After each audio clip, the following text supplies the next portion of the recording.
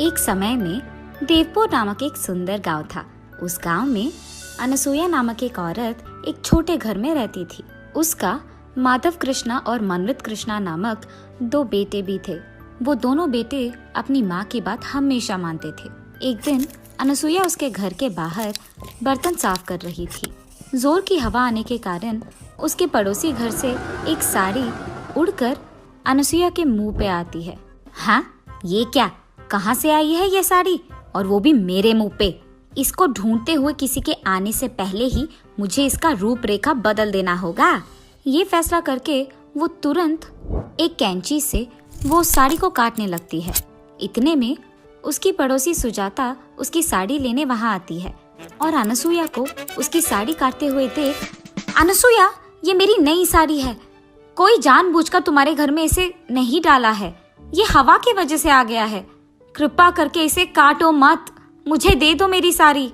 जब तक मैं तुम्हारी साड़ी को टुकड़े टुकड़े ना कर दूं, तुम्हें समझ में नहीं आएगा कि गलती से भी तुम्हारी साड़ी को मेरे घर में नहीं आना है, समझे? ये कह के वो उसके फैसले के अनुसार ही उस साड़ी को टुकड़ों में काट कर ही उसके पड़ोसी सुजाता को देती है। और क्योंकि सुजाता को अनसुया के बारे में पता है, वो कुछ ना कह पाती है और वहाँ से चुपचाप उन टुकड़ों को लेकर चले जाती है। ऐसे ही अनसुया उसके बुरे बर्ताव से उस गांव में सारे लोगों को हर दिन परेशान करती थी।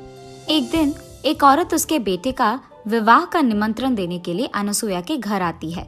उस निमंत्रण को देख अनसुया भी सोच में पड़ जाती है और ये फैसला करती है कि उसके बेटे का भी वो शादी करवाएगी। लेकिन मेरे बारे में जानते हुए भी कोई इस गांव में मुझे मेरे बेटे के लिए एक बहू नहीं देगा, इसीलिए मैं पड़ोसी गांव में जाकर मेरे बेटे के लिए एक अच्छी पत्नी ढूंढ कर लाऊंगी।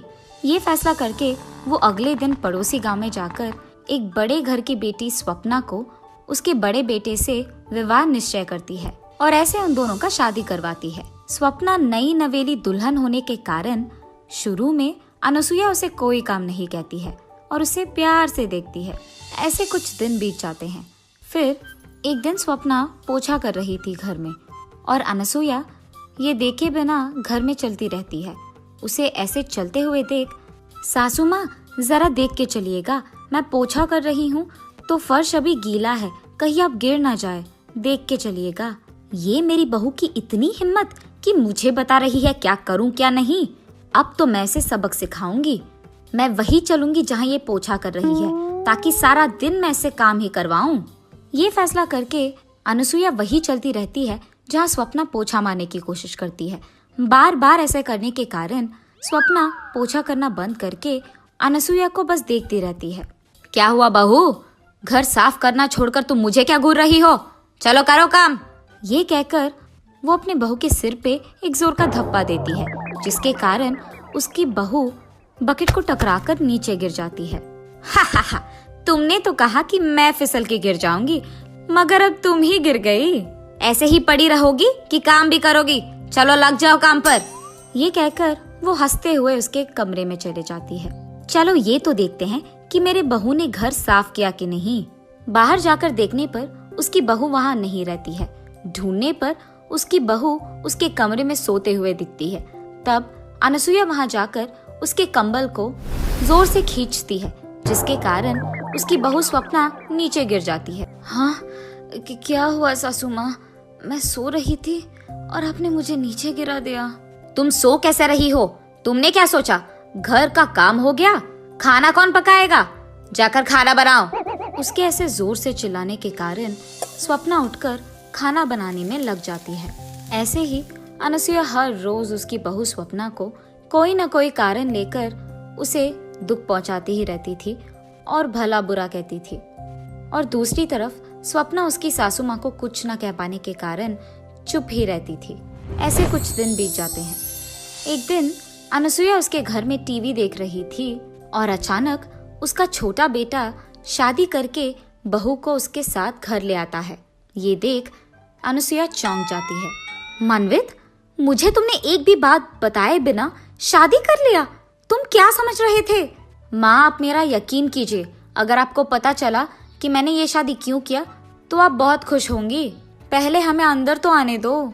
उसके बेटे के ऐसे कहने के कारण वो उन दोनों को अंदर बुलाती है, लेकिन किसी से कुछ भी बात नहीं करती है और सिर्फ उसके कमरे में जाकर बैठ जाती है। ये सब देख मनवित उसके माँ के पास जाकर ऐसे कहता है, माँ, मेरी पत्नी प्रिया बहुत ही अमीर है, इसीलिए मैंने आपसे पूछे बिना शादी कर लिया। उसके माँ बाप के बाद वो सारा जायदाद हमारा ही होगा। क्या? मेरी बहू अमीर है? अरे बेटा, तुमने ये बात पहले क्यों नहीं कहा? मैं सोच रही थी कि तुमने किसी ऐरे गैरे से शादी कर लिया। जैसे ही अनसुईया को पता चलता है कि उसकी छोटी बहू अमीर है, वो सारे काम उसके बड़ी बहू से करवाते हुए उसकी छोटी बहू की बहुत अच्छी देखभाल करती है। एक दिन जब उसकी बड़ी बहू काम कर रही थी, अनसुईया उसके पास जाकर ऐसे कहती है, ए स्वप्ना, कितनी देर पकाओगी खाना ऐसे? मेरी छोटी बहू भूखी होगी शायद, मुझे जल्दी जाकर उसे खाना देना होगा, जल्दी करो।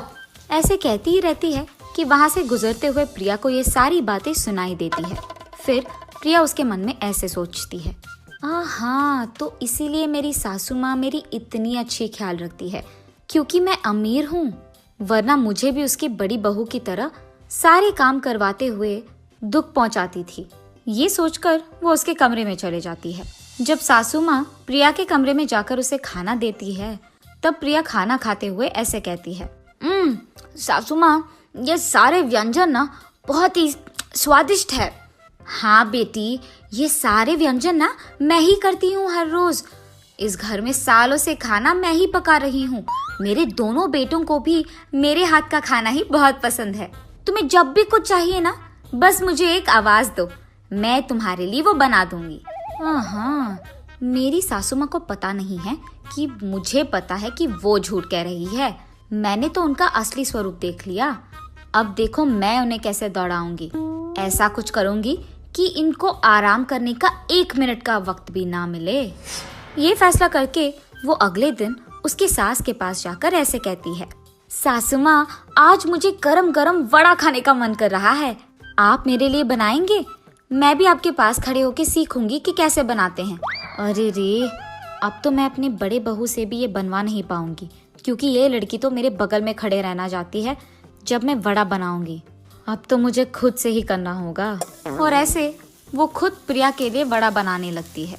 सासू माँ, सिर्फ वड़ा नहीं, उसके साथ खाने के लिए एक मांस का भी व्यंजन बनाइए ना। ऐसे प्रिया तब से हर दिन कोई ना कोई काम उसके सासू माँ से करवाती रहती है। ऐसे ही एक दिन प्रिया उसके सासू माँ से पकौड़ी बनवाती है और अनसुईया उसके बहू के लिए पकौड़ी बनाते हुए उससे ऐसे कहती, बेटी, तुम्हारा पति ना इसी गांव में कोई अच्छा व्यापार करना चाहता है, इसीलिए तुम एक काम करो, अपने घर जाके कुछ निवेश के पैसे लेके आना बेटा, तभी तुम्हारा पति कुछ कर पाएगा। सासू माँ, आपको अभी भी शर्म नहीं आया? मैं जानबूझकर आपसे ये सब काम करवा रही हूँ और फिर भी आप मुझसे कह रहे हो कि मैं पैसे लाऊं? आपको क्या लगा कि मैं आपके बड़ी बहू की तरह आप जो भी कहे मान लूंगी? नहीं होगा। क्या तुम ये सब जानबूझकर कर रही थी? अब देखो तुम्हारा मैं क्या हाल करूंगी। मैं तुम्हारे मायके से पैसे हासिल करके ही रहूंगी। ये फैसला करके वो रोते हुए उसके छोटे बेटे के पास जाकर जो भी हुआ बोलती है, माँ, आप फिक्र मत कीजिए, आप जैसे सोच रही हैं वैसे ही होगा। मेरी पत्नी आपकी सारी बात मानेगी और मैं कैसे पैसे ला कर ही रहेगी। ये कहकर वो उसके पत्नी के पास जाकर ऐसे कहता है, प्रिया, अब से तुम माँ के कहे सारे काम करोगी और उनके खिलाफ बात नहीं करोगी और अपने मैके जाकर पैसे भी ला कर दोगी, वरना मेरी माँ तुम्हें इस घर से बाहर भेज देगी। उसके पति के ऐसे कहने के कारण वो उस दिन से उसके घर में सारे काम करती है। ऐसे कुछ दिन बीत जाते हैं। फिर अचानक एक दिन सरकार घोषित करता है कि कोरोना वायरस नामक एक भयंकर वायरस देश में फैल रही है और लोगों को एक दूसरे से 2 गज की दूरी निभाना पड़ेगा। और इसी फैलने को रोकने के लिए सरकार लॉकडाउन का आदेश देती है। उस लॉकडाउन के कारण लोगों को बाहर जाने की इजाजत नहीं थी, इसी कारण सभी लोग घर पे ही रहते थे।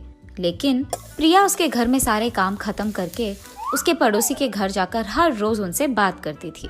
एक दिन ये सब देखकर उसकी सास प्रिया से ऐसे कहती है, प्रिया, सरकार ने हमारी सुरक्षा के लिए लॉकडाउन का आदेश दिया है और तुम यहाँ बेपरवाह पड़ोसी के घर जाकर बात कर रही हो।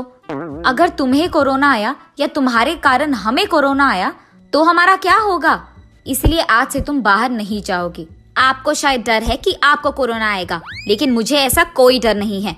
मैं अपनी मन की मालिक हूँ, मुझे जो करना है मैं वही करूँगी। ये कहकर वो हर रोज उसके पड़ोसी से मिलने जाती ही रहती थी। उसके पड़ोसी के घर में किसी को कोरोना आने के कारण वो प्रिया को भी फैलता है, और क्योंकि प्रिया को ये नहीं पता था, उसे बुखार और सर्दी आने के कारण वो डॉक्टर के पास जाकर उसका जांच करवाती है। फिर डॉक्टर उससे कहता है कि उसे कोरोना वायरस आया है और इसे घर पे रहकर अच्छी खाना खाकर दवाइयाँ लेकर उसका ख्याल रखना होगा। प्रिया डर के कारण भला बुरा सोचने लगती है। ये सब मेरी सास के वजह से हुई है। अगर वो नहीं कहती कि मुझे कोरोना आएगा तो शायद ये नहीं होता। अब क्योंकि उसके कारण मुझे आया है, मैं ये देखूंगी कि मेरे कारण उसे भी आएगा। कम से कम तब वो चुप रहेगी और मुझे ये सब काम कहना छोड़ देगी। ये फैसला करके वो उसके घर वापस जाकर उसके ही हाथों से कॉफी बनाकर उसके सास को देती है, और इसी कारण अनुसुईया को भी कुछ ही दिनों में कोरोना वायरस आ जाता है। हा, सासू माँ, मुझे पता था कि आपको कोरोना आएगा। आप इतने बार कह रहे थे कि मुझे कोरोना आ जाएगा कि मेरे को आ गया, इसलिए मैंने अपने हाथों से कॉफी बनाकर आपको दिया ताकि आपको भी कोरोना आए। अब मुझे बहुत खुशी है। क्या? मैंने तो तुम्हारे भले के लिए कहा था कि तुम्हें कोरोना आएगा, लेकिन तुम इस हद तक गिर गई कि तुमने मुझे कोरोना जानबूझकर दिया। तुम कैसी औरत हो? उसके सास के ऐसे कहने के बावजूद वो उसके मायके चले जाती है, लेकिन जब उसके माँ बाप को पता चलता है कि प्रिया को कोरोना आया है तो वो उसे अंदर आने नहीं देते हैं, जिसके कारण उसे वापस उसके ससुराल ही जाना पड़ा। यहाँ स्वप्ना उसके सासू माँ को और प्रिया को कोरोना आने के कारण उनकी सेवा करते हुए, उनके लिए खाना बनाते हुए, उनको दवाइयाँ देते हुए उनकी बहुत अच्छी ख्याल रखती है। कुछ दिन बाद अनुसुईया और प्रिया को कोरोना कम हो जाता है और ऐसे कुछ दिन बीत जाते हैं। फिर एक दिन अचानक टीवी में ऐसी खबर आता है कि कोरोना का दूसरा वेव शुरू हुआ है। ये देख अनुसुईया तुरंत सोचती है कि उसे ये बात उसके दोनों बहू से कहना है। बेटा स्वप्ना, प्रिया, मैंने अभी अभी टीवी में देखा है कि कोरोना का दूसरा वेव आ गया है और इस बार वो दुगना भयंकर है और लोगों की मरने का संख्या भी बहुत बहुत बढ़ गया है। हमें चौकन्ना रहना होगा। मेरे बर्ताव के लिए मैं माफी मांगती हूँ। मैं अब ये सिर्फ तुम्हारे भले के लिए कह रही हूँ। कम से कम इस बार तो मेरी बात मान लो। अरे सासू माँ, आप तो बड़े हैं। आपने अगर हमें कुछ एक दो बात कह भी दिया तो कोई नहीं, हम समझ सकते हैं। आप हमारे भले के लिए तो कह रहे हैं। फिक्र मत कीजिएगा, हम इस बार ख्याल रखेंगे। हाँ बेटी स्वप्ना, मुझे पता है कि मैंने तुम्हें बहुत दुख दिया है, लेकिन फिर भी जब वक्त आया तो तुमने ही मेरा ख्याल रखा है बेटा। तुमने तुम्हारे मन में मेरे खिलाफ कुछ भी नहीं रखा और मेरा इतना अच्छा देखभाल तुमने ही किया। मुझे मेरे बर्ताव के लिए माफ कर दो बेटी। आइंदा मैं ऐसे कुछ नहीं करूंगी। सासू माँ, अब मुझे भी माफ कीजिए ना। मैंने अमीर होने के नाते बहुत गर्व से और अहंकार से आपसे बात किया है और ये अच्छा नहीं है। मुझे मेरी गलती का एहसास हो गया है और इस बार मैं ऐसे नहीं पेश आऊंगी। हम सब एक ही बात पे रहेंगे। अगर मैं आपकी बात सुनती तो मुझे कोरोना नहीं आता और ना ही मैं आपको कोरोना देती। अब मैं अपना सबक सीख गई, आइंदा ऐसे कभी नहीं करूंगी। ऐसे वो तीनों उनके बीच के फासलों को मिटाते हैं और हमेशा के लिए खुश रहते हैं। कुछ दिन के बाद कोरोना वायरस पूरा चले जाता है और सभी लोग खुशी से रहते हैं।